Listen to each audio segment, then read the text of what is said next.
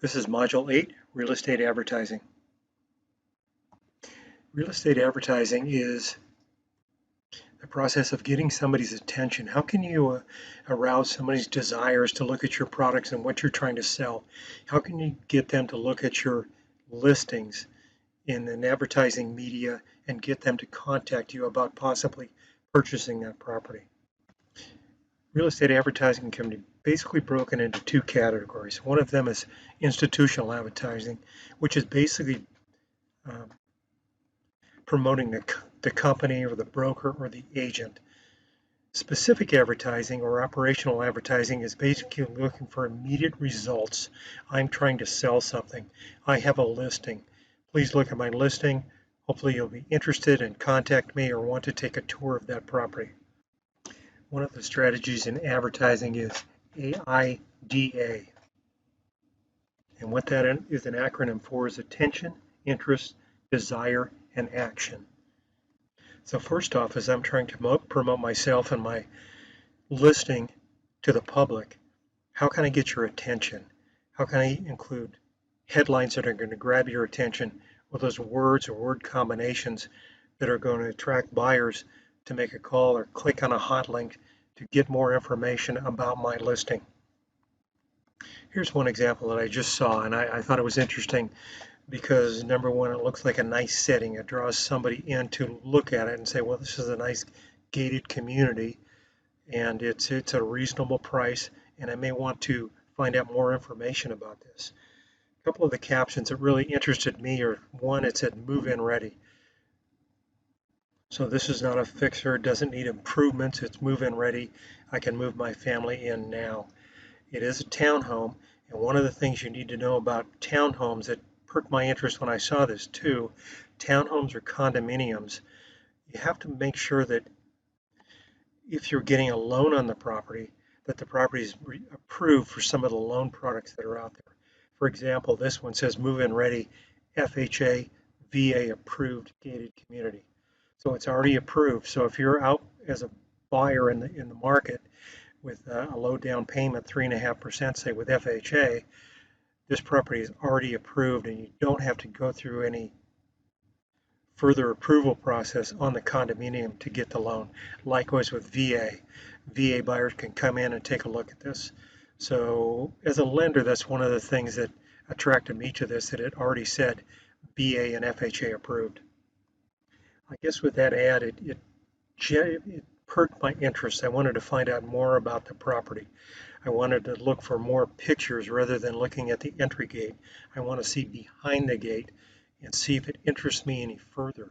So it piqued my curiosity in that those words initially drew me in, and then the nice setting drew me in also, that I want to find out more about the property. It piqued my interest and my curiosity. I want to find out more. Show me more about this property. And I guess if I was looking, this would have elevated my desire to look at something. If I'm not looking in the market today and I see something that's interesting to me, say if as a VA purchaser and I'm looking at this nice desirable place, I'd want to get more information to find out about it. And the last section or part of the acronym is action. The ad should move readers to take action. And if they are going to take action, make sure it's easy on those readers to contact you or to click something to say, schedule a tour, contact me, more information. Make it easy for them to get more information. Just like in this ad that's on Zillow, if you wanted to contact somebody, you could just go ahead and click on take a tour, and it automatically clicks up where you can schedule a tour to go look at the property. Also, if you want to find out more information and facts on the property, there's information already located here on the ad where you can look at the type of the property, when it's built, does it have air conditioning. If you want to contact the agent, you can contact directly. You're looking at the home value, and it'll give you a Zillow estimate too. So a lot of ways to find out information about the property, but most importantly, when somebody's on here and they say, Hey, you know what? My curiosity's up. I want to contact somebody to get more information. Well, you can get more information here, but I can also contact the agent or take a tour or schedule a tour just by one click. Just like in that slide on Zillow, make it easy for somebody to get in contact with you either by a phone call, by email, or text, QR code. But make it easy to click on there to get more information, to contact you, look at your website, go to your listing. There's people out there. When you draw attention, make sure they have an easy avenue to contact you. Here are the 5 basic tenets of advertising. The first one is advertise the right property. Make sure it has something about it that's going to attract attention and get results. Once again, if you're advertising, you want to draw people in, but also too, it may lead to them going to your website and looking at other properties too. So even though you have one property you're advertising, it may lead to sales of other properties. Also, know when to advertise. Um, this may be seasonal. Maybe you have a situation where you have a large property in La Jolla that's selling for $5 million. It's a beautiful home. It's always sunny there. It's always gorgeous. Maybe seasonally you want to advertise that property, of course, as it's listed. But would you think it's a good time to maybe advertise that on the East Coast in the wintertime? And I would probably say yes. Get into the Wall Street Journal or some paper where somebody is freezing to death in Boston, Massachusetts. They look at that and say, well, why don't we look at this and go explore this home in La Jolla? So it's knowing when the best time to advertise is. And choose the right market. Who are you advertising to? Is it in a certain area that is predominantly a certain demographics and you want to advertise in a paper in a certain language? That might be helpful. Or it could be income demographics too, where if you have that same home in La Jolla for $5 million, you probably don't want to advertise something like the Penny Saver or Throwaway Magazine, but maybe you're looking in San Diego Magazine or something. And of course, with that in mind, you want to use a proper media to capture your buyer profile. You also, in many times, just want to get large numbers to come in and maybe look at that property we talked about earlier that piques their interest, but it takes them back to your website with other listings on it where they can click on something else that maybe meets their idea of their dream home. So what we're trying to say is use the correct advertising techniques and media and vehicle to get the word out on your specific properties. So choosing the media of the best choice for you using an advertiser is who are you going to target? Target the audience that you want to reach. What message do you want to say? Make sure and include that message and convey it clearly to your customers. And also too, here's the big one. What kind of budget do you have? Maybe you can't afford to be in San Diego Magazine, but you can afford to be in Craigslist or Zillow, Trulia, and of course on MLS and get the word out. Because the message cannot contribute to sales until prospective buyers are exposed to it, the message must be delivered within sight or earshot of those prospects. In determining which media to use, here's some questions to ask yourself. What marketing goals do I have to get more sale listings, attract more potential buyers, increase market share, enhance recognition of name, to enhance recognition of your professionalism, to sell the listed properties? What specific media will reach my target audience at your budget price? Personal advertising should start with your name. Make sure people know your name and they know you're a realtor. So that means a pin with your affiliation on your lapel that has your picture, your company's logo, and your name on it. And wear that everywhere. If you go to a Rotary meeting, if you go to your church, make sure you have that on and people know that you're a realtor and you sell properties. And also have nice official looking business cards. So with our personal advertising too, of course, we mentioned business cards. So it's easy to hand out. Somebody can keep that. The card should always have your email on it, your address, cell phone number.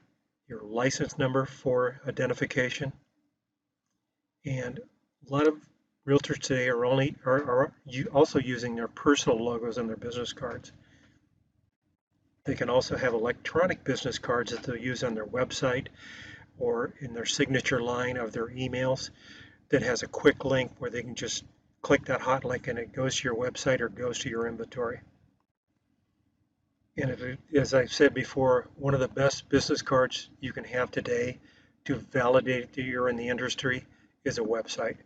Make sure somebody can click on it, go to your website, look at your inventory. It validates you as a realtor and the business you're in. You can also come up with a business resume with your photo on it, what you do, what type of business you've done in the past, what sales successes you have, and go ahead and put that on your website, have it available. Take it out to people if you want to hand out to people at your open houses or anywhere. Just hand it out and let them know that you're in the business. Of course, you can always have something like that also listed on Facebook or Instagram also, where if somebody can click on you and get more information on you with your contact information. And make sure if it is social networks too, put your contact information on there also, phone number, email address, so somebody just doesn't have to reply through, say, LinkedIn, but they can contact you. You're in business. Don't limit that. I see a lot of agents that don't put that information on a social network. I personally do, and people can call me right from clicking on me in Facebook, LinkedIn, or Instagram. So some of those sites, once again, that you should use and take advantage of, and have it a business site, not a personal site. This is your business site. So you can have a personal site, but also have a business site in Facebook, Instagram, and Twitter. Newspapers can be advantageous, but the market has changed slightly depending on your budget. Newspaper advertising can be very expensive. Most people will use classified advertising a little bit cheaper in the newspapers, but check the budget and see what you can afford. And if it looks like it's advantageous to advertise in a newspaper, by all means do it. With newspaper advertising, see what works for you. If it's a local newspaper, foreign language newspaper, throwaway free publications, they can be a cost advantage, but see how effective it is in reaching your customers. Large circulation newspapers or weekly can also work just as well. Classified advertising seems to be effective for real estate selling advertising as well. When you're advertising, you need to capture somebody's attention and get their curiosity up. And one of those ways to do that is don't write a real bare bones simple ad. Add some adjectives that really draw somebody in, wanting to find out and read more about what you're advertising. So if the ad's 20% longer because of the adjectives and such to capture the reader's attention, it's worthwhile. You might pay a little more, but then again too, you may have more success also in capturing the reader's attention. Of course, you can't ignore classified advertising also, because the people who look for classified advertising are looking into something specifically. I want to go into something simple. I want to see what properties are available, and I want to find one and then follow up with the agent and get more information. Classified advertising are smaller publications, so when you do that, you want to have something desirable in your line to capture their attention. If it's something desirable about your property, whether it be in a desirable area or has a nice pool, put that in the headline to capture somebody's attention. Always consider an attention-getting headline to capture somebody's attention. Display advertising may be institutional or operational in nature, meaning that it's promoting the company or promoting the broker, but may also have operational ads in there too, which would come in the form of company listings. So that's a great way to go in and join a company that does advertise operationally in the form of display advertising in the newspapers, because that way it's going to list you and your headshot in there and also your listings. With those, of course, you want to have contact information in there, an internet address, and a display advertising is very important. General rules about display advertising. Most people read from the upper left-hand corner to the lower right-hand corner. The ad should be composed with the heading on top, illustration, and copy in the center, and the firm name and phone number in the lower right-hand corner. One large photo is generally the most effective as opposed to several smaller pictures. Photos are really important in something like this, and make sure they're professional photos. And if they require retouching, by all means, go ahead and do that. You want to make sure that there's no blurred backgrounds or anything distracting the reader, that they can look at a crisp, clear picture. And in the background, use a white background because it'll emphasize your message in your photos. Don't use more than 2 typefaces in the ads. Lower cases are easier to read than capital letters. Short sentences are more readable and understandable than long drawn-out sentences. In display advertising also, short words are more readable and understandable than long words. If you pull the reader into the first 3 lines, you probably captured their attention and curiosity, and they'll continue on. Use words that are readily understood. Be specific. Don't be too subtle or sophisticated. Always tell the reader what to do. Call, come in, website, have a hot link on there for somebody to click, and always use the same logo in your ads. Magazine advertising can be cost prohibitive, but depending on who you're trying to market to, you could market to a specific interest group in that area and be very successful in contacting them. Area magazines devoted to homes for sale can really be especially productive. Radio and TV advertising can be very successful, but then again, too, it can be very expensive. Radio advertising can be effective if you're advertising to specific demographics, and that's the radio or television's market direction. Foreign language stations likewise can be very effective for brokers if they're trying to tap into a specific demographic market. With television, it sends a message to both your eyes and ears, so it can be very effective and can really showcase the programs or the properties that you're trying to list. Outdoor advertising is also available, but it can be expensive if you're using billboards, but they can effectively direct people to your subdivision or your listing. For sale signs, of course, are very effective, especially if you have a listing. Put one right out front of the house as soon as you can. And also, when you're doing an open house, make sure you get your directional signs to lead people right to your open house. You can buy directional signs at the Board of Realtors. You can go to Home Depot. Find something that's colorful and unique that'll catch somebody's eye and lead them right to your open house. Direct mail can be effective, but it can be expensive also. To be successful in direct mail, one of the things you need to do is be consistent. You can't just send out one postcard or letter and figure you're going to get multiple calls coming back. You need to hit your farm area many times before that's going to be a successful means for you to gain buyers or sellers. One of the things to remember about direct mail also is, just like telephone solicitation restrictions, there are restrictions on direct mail.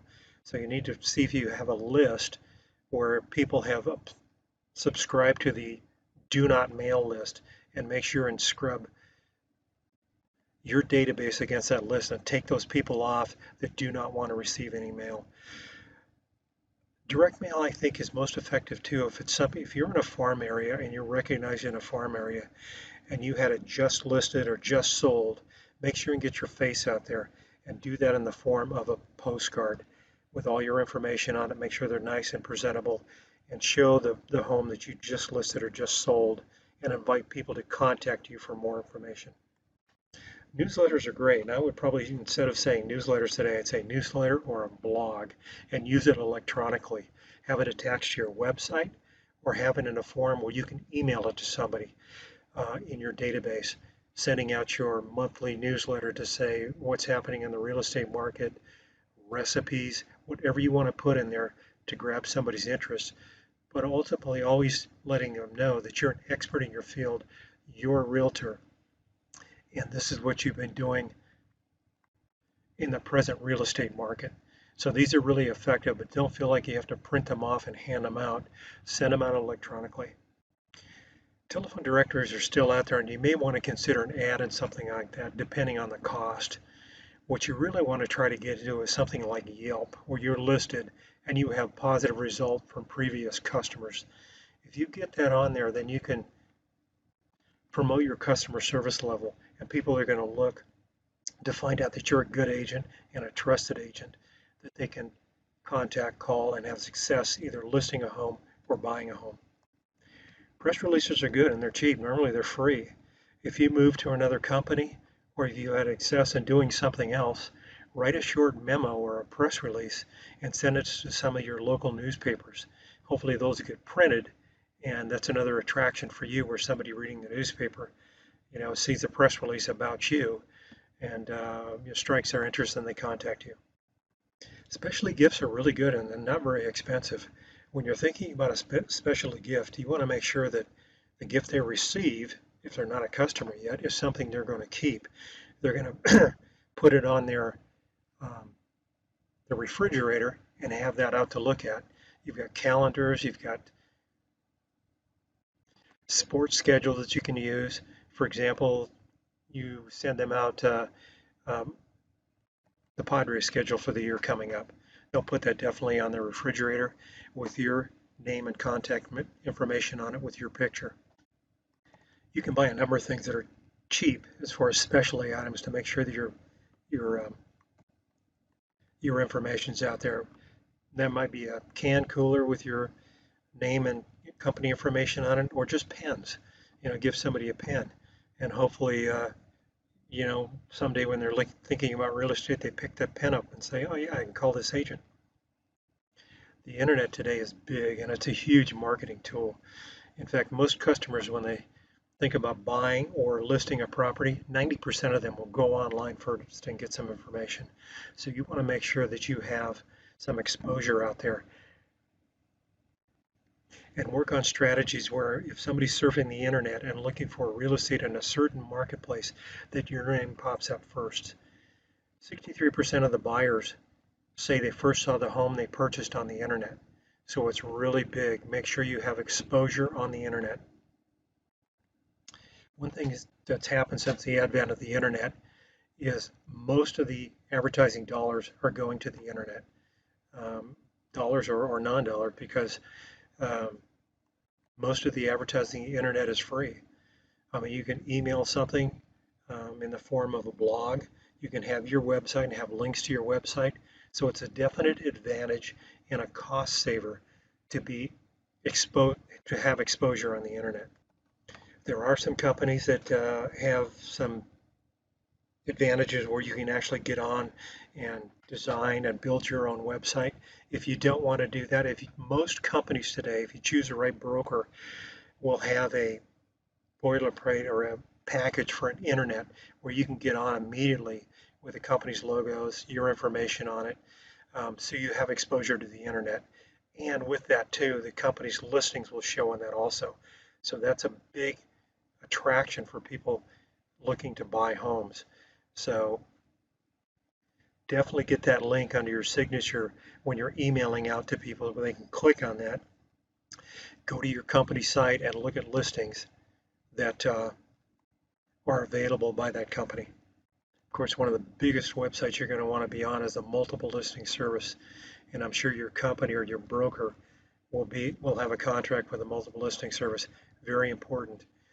Many times the multiple listing service, you can also click and have your listings go out to other national sites like Realtor.com, Trulia, and other places like that.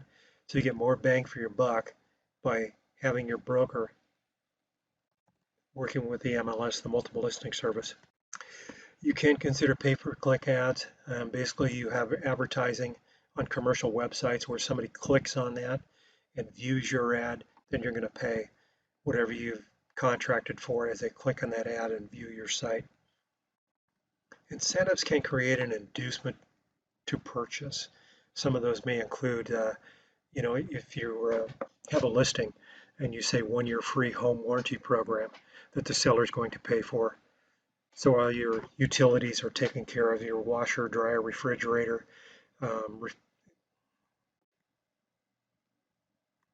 if it's a new construction home, maybe they're offering $20,000 in free upgrades on remaining models, or owner pays all closing costs. First month's rent is free if it's a listing for a rental property. Since there is a cost to your budget for advertising, it's really important to research the effectiveness of your ads to see where they're coming from. If you have 5 medias you're using to advertise, find out what the most effective is and maybe increase your budget to that form of advertising. It could be as simple as when people call in, just say, oh, how did you hear about us? And if they say from your newspaper, I'd by all means mark that down.